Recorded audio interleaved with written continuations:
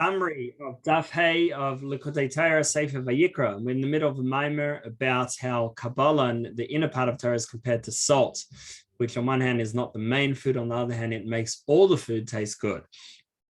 So there's an advantage of learning the revealed parts of Torah because there we understand it properly, and therefore it's something within our experience. Halacha talks about physical things that we understand, and therefore we're able to connect to Hashem in a deeper way, in the sense that we really get it, we're really one with it. On the other hand, when we learn Kabbalah, we're not fully one with it because it's beyond our experience. Now, there's different parts of Torah. There's the written Torah and oral Torah. When we learn the written Torah, it's not so much about understanding, it's more about the holiness of the words. And therefore, when you say the words, that's enough to do the mitzvah of learning Torah. Unlike with oral Torah, that you only do the mitzvah of learning Torah if you understand it.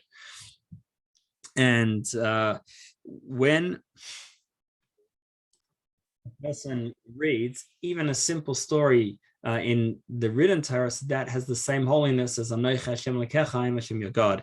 And that's why Mikra is called Mikra, because it's about calling and bringing down Hashem. That's why Tanakh is called Mikra.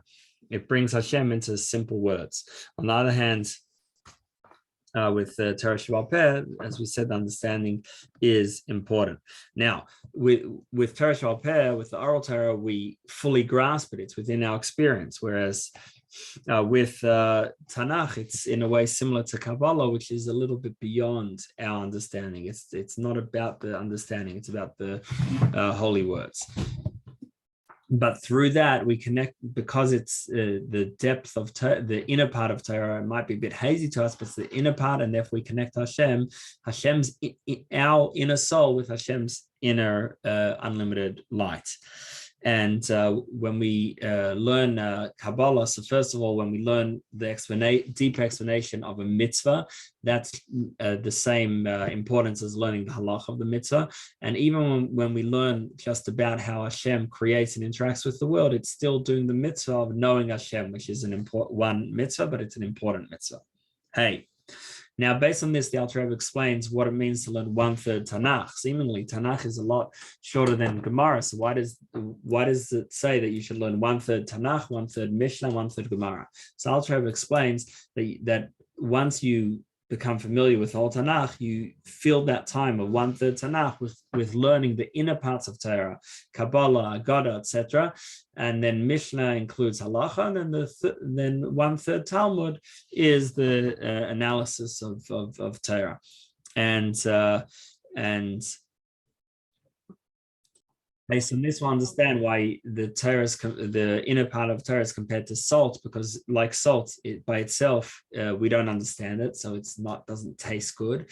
On the other hand, without it, our whole Torah is missing something. It's bland and missing the Yirah Shamayim. And although there's an advantage of understanding something fully when it's within our experience, there's also an advantage of just knowing the facts, because there we can know about something that's much higher. So yes, we only have a ray, but we have a ray of something higher, unlike when we learn revealed parts of Torah and halacha, where we have the full thing, but only something lower.